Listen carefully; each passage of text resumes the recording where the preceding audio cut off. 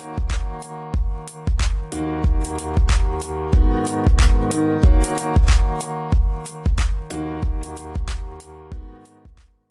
name is Kunal, and welcome to the Geeks of the Valley podcast, where we connect with some of the brightest minds globally who are leading their respective industries today to discuss the hottest upcoming industry trends and how their work is affecting the global economy.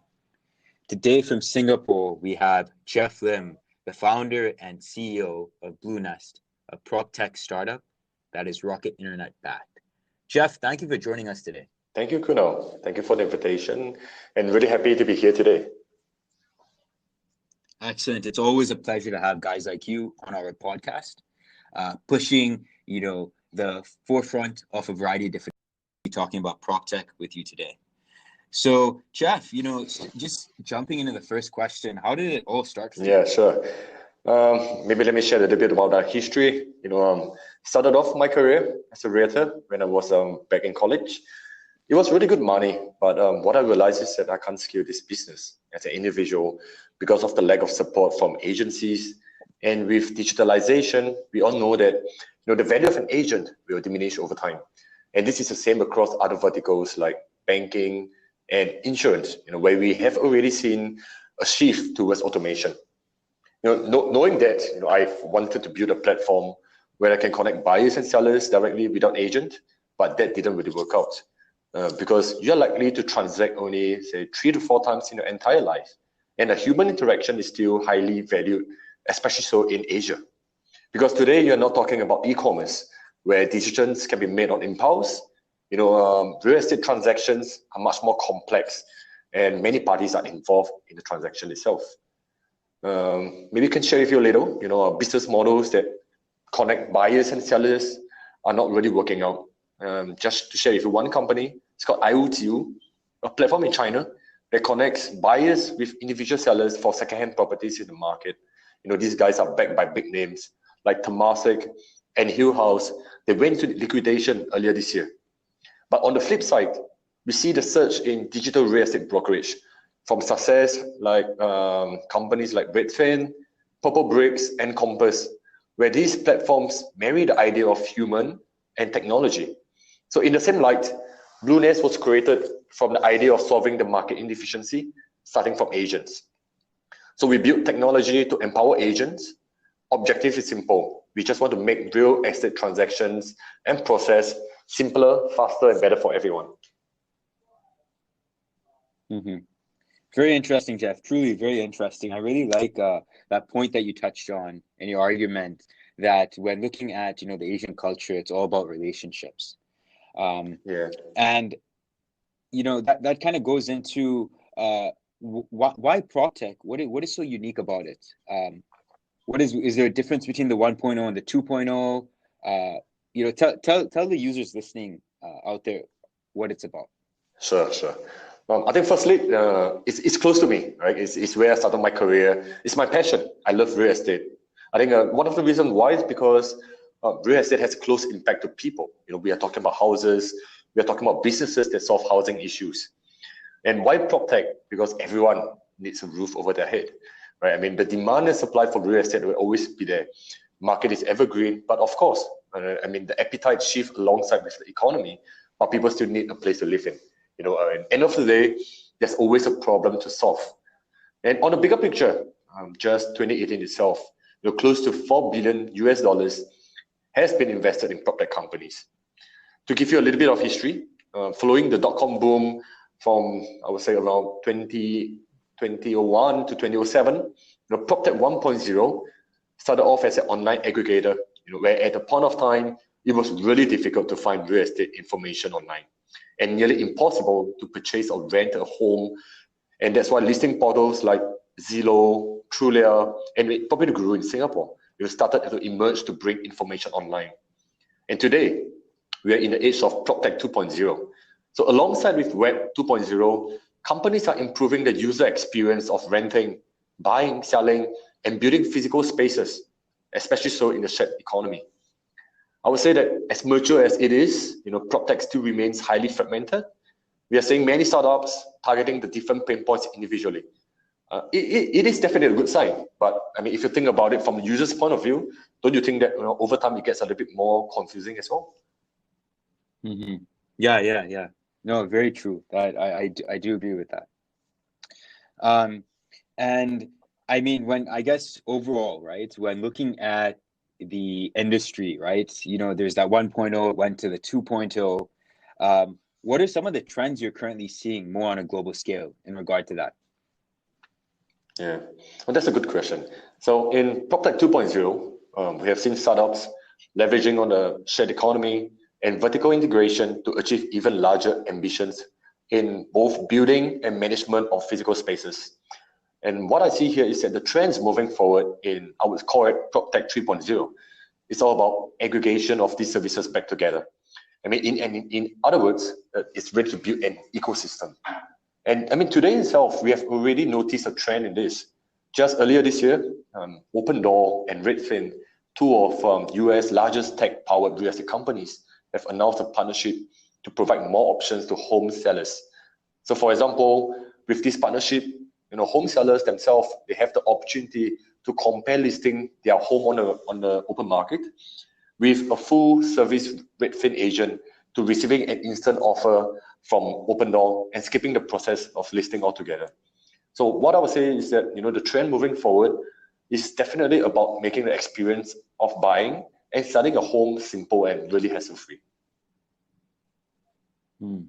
Very, very solid point. Okay.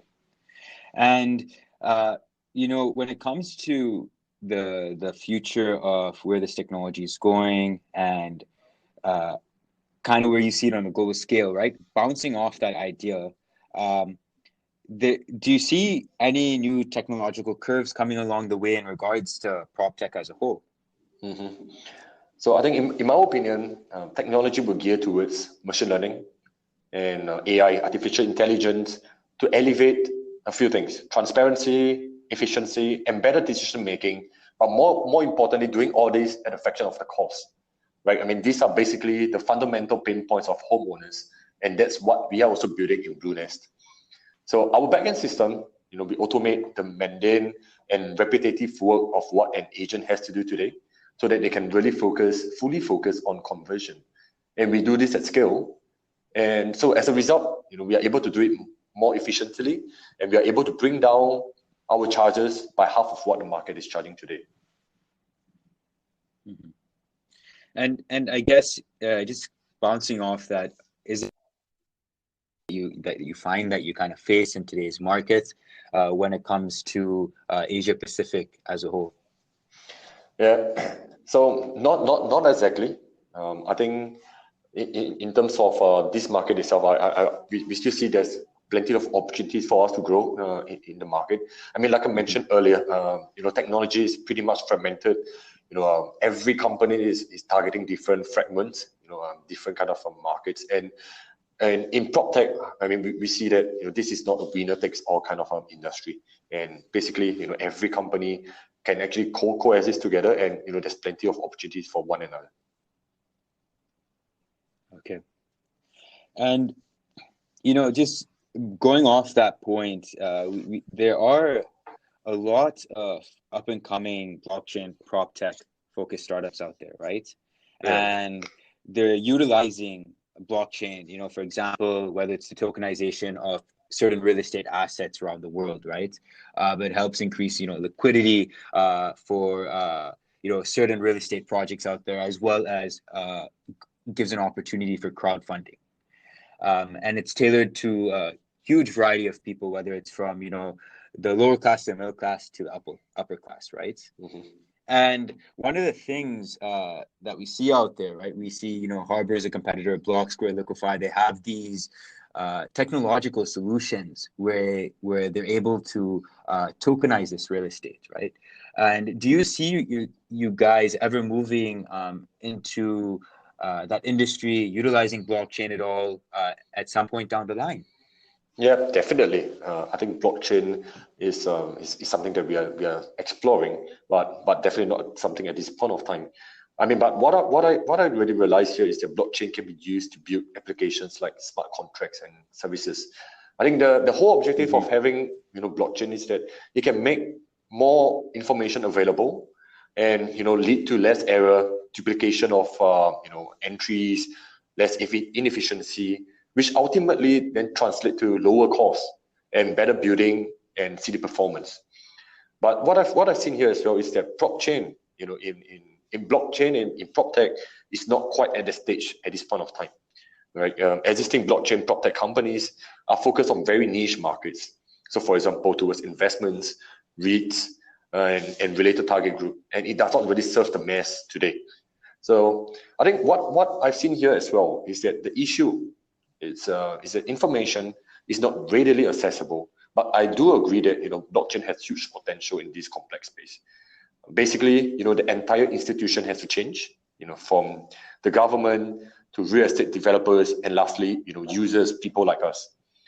And maybe to share with you as well, today at Bluenest, we are already leveraging on digital contracts to streamline most of these steps of what is needed in a real estate transaction, while at the same time, really increasing transparency and trust in the real estate market.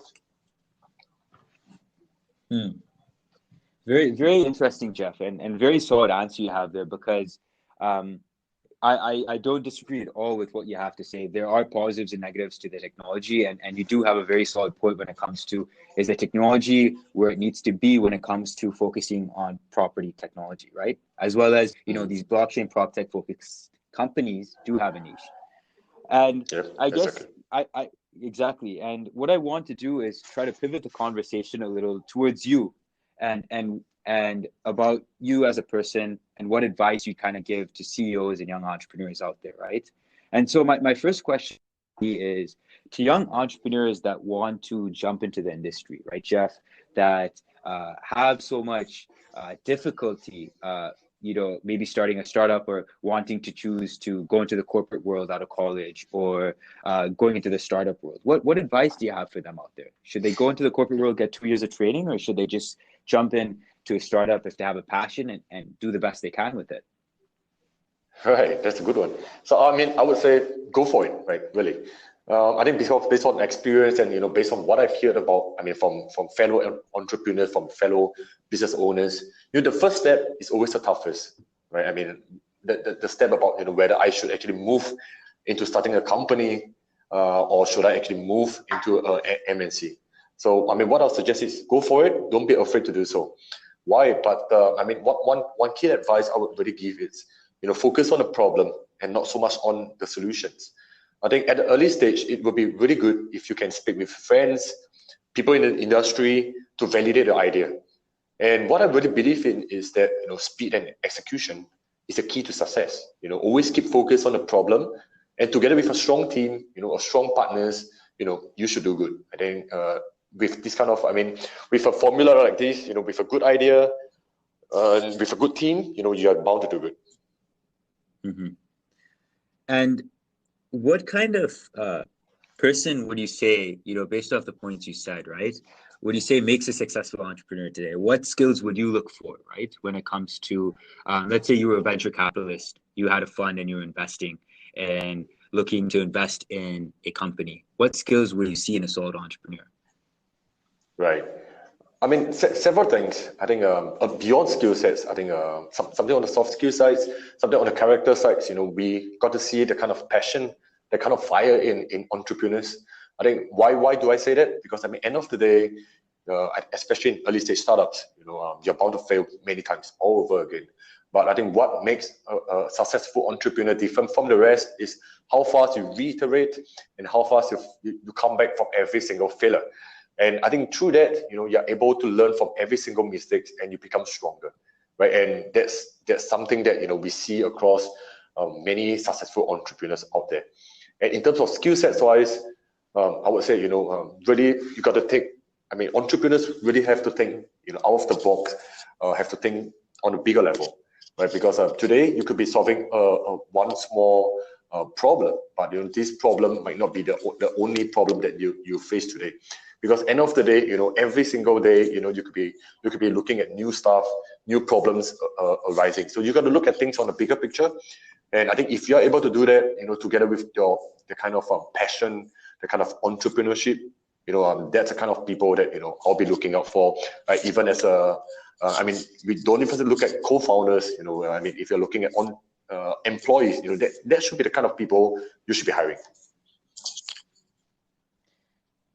Excellent, excellent. And as a CEO, right, Chef, in your shoes today, what would be one thing that you would go back and redo if you could, or you would give to other CEOs out there just as advice? Because that's a very, very different role, right, from maybe other parts of the company.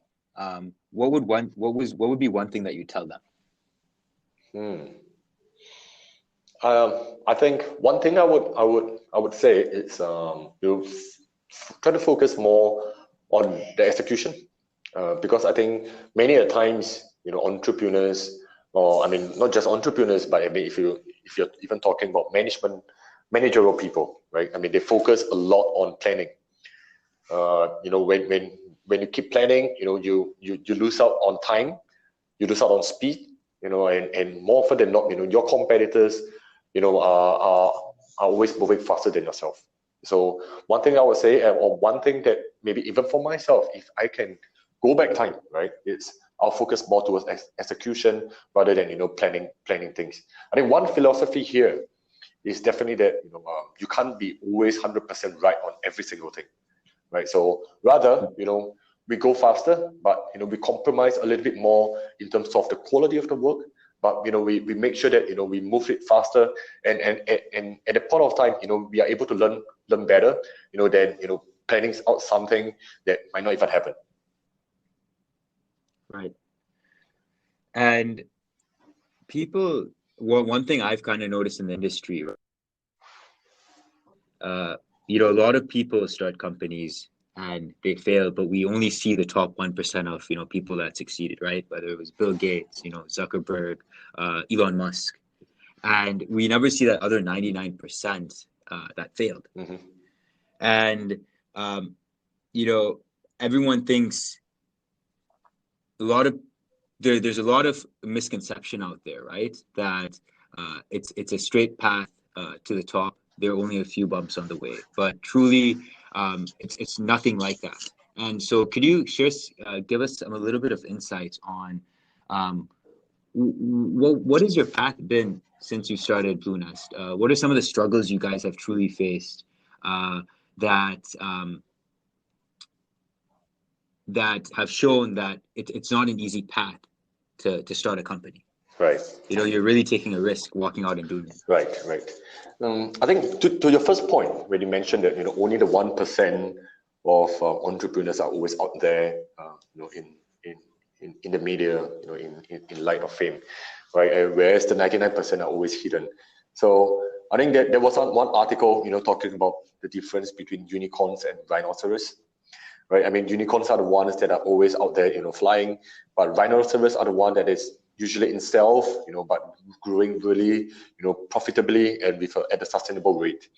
So I think, right, I mean, of course, you have different school of thoughts, and it really depends on, you know, how you really want to run the business. And I think for us at Bluenest, we definitely want, you know, to be really successful. Right? I mean, today, I mean, which company doesn't really want to be a unicorn? And but I think for us, it's what we've realized here is that beyond just looking at, you know, how fast we capture the market share, you know, how successful we are, but from day one, we actually start looking at profitability, you know, looking at our unit economics, because that's something that drives the business at the end of the day, right? I mean, who wants to do a business that loses money at the end of the day? So for us, I think there's definitely some struggles, you know, at the early stage. I think one key thing was hiring, you know, especially when you're an early startup. Nobody know what Bluenest was exactly all about. You know, trying to convince a good talent to join an unknown brand was really tough. But I think we did overcome that. You know, we share the idea. You know, we are not afraid to keep talking to people, to share the idea. At the end of the day, you know, we find people who are really aligned to the business model and with the kind of values that the team has. So one of the key things that one of the philosophy that I really hold closely to is that I would rather, you know, not than to hire someone, you know, who is not aligned to the business core values. And of course, another portion is, how do we grow sustainably? We want to grow fast, but yet we want to grow at a sustainable rate. So that's something that, we are definitely still trying to reiterate over time. I think at Bluenest today, we have gotten very good traction, although we are just 3 months old ever since we got a license, but, as of today, we have gotten more than 20 transactions already. That shows the kind of confidence of our customers have with us. But more importantly is, how do we make these 20 transactions into 40, into 100 at a much faster pace, but yet, monitoring our unit economics at the same time. Excellent, and congratulations on that small feat that you guys had with those 20 plus transactions. Yeah, thank you. No problem. The one thing I wanted to touch on is this aspect of, as an entrepreneur, right? When you're starting a company or corporate, you face so much stress from all different directions, whether it's from the investor, the client, or your internal employees, right? And sometimes your family as well, right? You're maybe not having enough time to spend with your wife or kids, or etc. And what is it that you do every day, if you don't mind sharing, that centers you as a person before you start your job? That helps you, your meditation. What is your meditation for the day that helps you start, before you start your job every day, that you do, that you're like, hey, I'm going to tackle this way very positively. It's going to go well. And no matter what happens today, I'm centered and I'm ready to go. Right. I think one thing that I really value a lot is personal time. So especially in the morning, before work, before I really get focused into work, I spend some good time, alone. I think this is a good time where, I can really focus on, what are the big issues that the companies are facing, and what are the different projects running at the same time.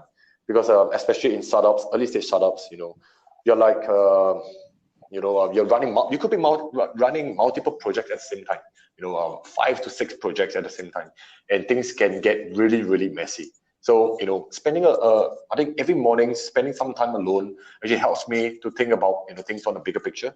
Which are the projects that we should be prioritizing, how do we actually reassign, these projects to the different teammates, and, what are the things that, we should be really focusing on a daily basis. So that's something that I do. And I think that that's something that is very, very valuable, to every other, business owners out there, that we need to really stay focused, because at the end of the day, like I've mentioned, you get pressure from investors, you get pressure from, your guys, your colleagues, your teammates as well, as a leader, as a business owner, you really need to keep focused and drive, everyone towards the same direction as what you want.